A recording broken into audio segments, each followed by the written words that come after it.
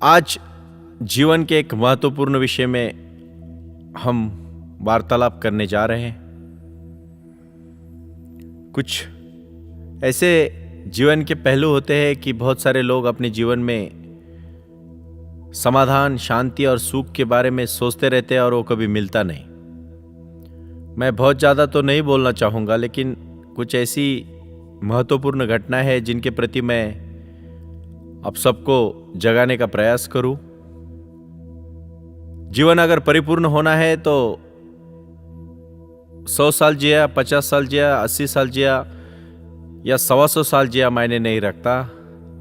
मायने ये रखता है कि वो कैसे जिया, किस तरह से उन्होंने जीवन में अपनी हर इच्छाएं, आकांक्षाएं और समाज के प्रति, राष्ट्र के प्रति, खुद के प्रति जो एक कटिबद्धता के साथ परिपूर्णता को जिया।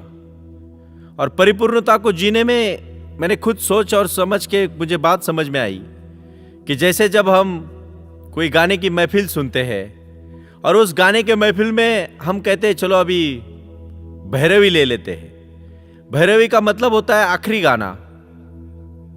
और उसी प्रकार जब हमारे जीवन का आखिरी समय आता है तो उसको हम कहेंगे हमारा ये भैरवी का समय है। उस समय पूरे जीवन मतलब महफिल की खंत नहीं रहने चाहिए। जीवन के आखिरी समय में अपने पूरे जीवन की खंत नहीं रहनी चाहिए। मतलब भैरवी का गाना गाने से पहले महफिल की खंत नहीं होनी चाहिए। इस तरह से जीना चाहिए। उसी को कहेंगे जीवन। जीवन परिपूर्ण होना चाहिए।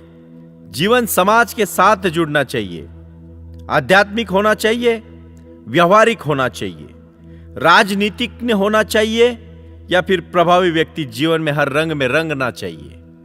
विश्वनाथ प्रताप सिंह की मैंने एक कहानी उनके बायोग्राफी में लिखा था कि इतनी रंगीनिया फैल चुका उस सिनेमा स्क्रीन की तरह, लोगों के लिए कहानी हो, खुद के लिए कोरा का कोरा ही हो। इसका मतलब क्या हुआ? आज हम सृजन, काव्य, साहित्य और इन सब चीजों को विचार के साथ अगर जीवन में लाएंगे ना, जीवन परिपूर्ण हो गया। और जीवन परिपूर्ण अगर करना है तो मैं सबसे पहले लाइफ मैनेजमेंट इंस्टीट्यूट के माध्यम से आप सबको मैं कहना चाहता हूं कि किसी भी धारा को या किसी भी विचार को प्रकट करने से पहले हम वो विचार समाज में और हमारे लिए कितना महत्वपूर्ण है इसको सोचना चाहिए। वो विचार हमें किस तरह से हमारे जीवन में उसको आजमाना चाहिए, इसी के बारे में सोचना चाहिए। और मैं इसीलिए कहना चाहता हूं कि जीवन बहुत ही एक उल्लासदायक, आनंददायक है। आप उसको दुखी मत करो। आप उसको जीना है इसीलिए मत जियो। जीना है तो शेर की तरह जियो।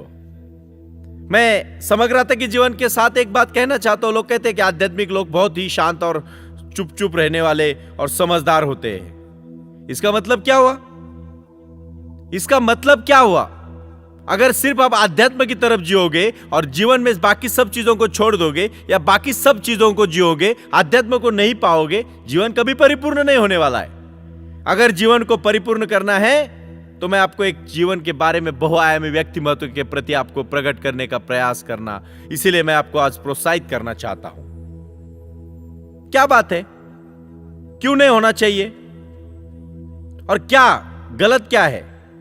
गलत कुछ भी नहीं है। गलत सिर्फ हमारी सोच होती है। अगर आप सोचो, आपने आपके घर के सामने गुलाब का पेड़ लगाया है, फूल लगाया है, पौधा लगाया है। वो पौधा जमीन में लगाया है,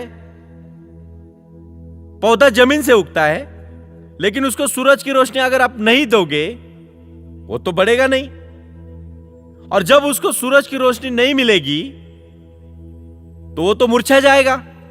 और वो अगर जमीन के पास में नहीं डाला जाएगा, जमीन में नहीं डाला जाएगा, पौधा जमीन में नहीं लगाया जाएगा, तो खाली सूरज की रोशनी से तो नहीं उगेगा। एक ही समय में उसको जमीन भी चाहिए और सूरज का प्रकाश भी चाहिए। जीवन में आध्यात्म भी चाहिए और भौतिकता भी चाहिए, लेकिन उसका स्वैराचार नहीं होना चाहिए। स्वतंत्र मिला मतलब स्वैराचार नहीं। आप हर एक चीज को अपने जीवन में अपने जीवन के तरह, लेकिन जैसे रोशनी भी जरूरी है और जमीन भी जरूरी है, उसी प्रकार दोनों का मिलाप कर दे। क्योंकि जमीन उसको रस दे और सूरज उसको प्राण दे, और हवा भी जरूरी है।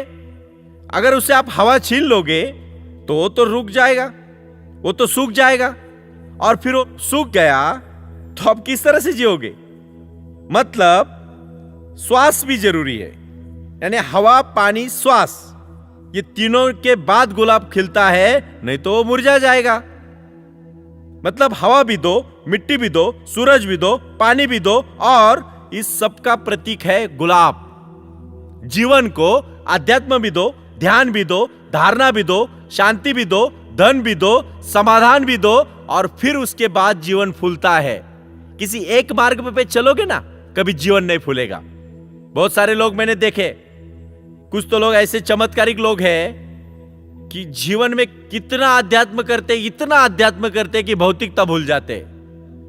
अभी आप सुनते हो पश्चिम में, अमेरिका की वगैरह बात कर रहा हूं मैं, वहां के लोग अभी बहुत आध्यात्मिक होने लगे। क्यों? क्योंकि इतना सारा उन लोगों ने पहले अध्यात्म को देखा ही नहीं, और हमारे यहाँ के लोग अभी अमेरिकन वेस्टर्न कंट्रीज के फिलॉसफी को फॉलो कर रहे। नहीं, कुछ फायदा नहीं। जब तक आप सम्यक दृष्टि से नहीं चलोगे, कुछ नहीं मिलने वाला है।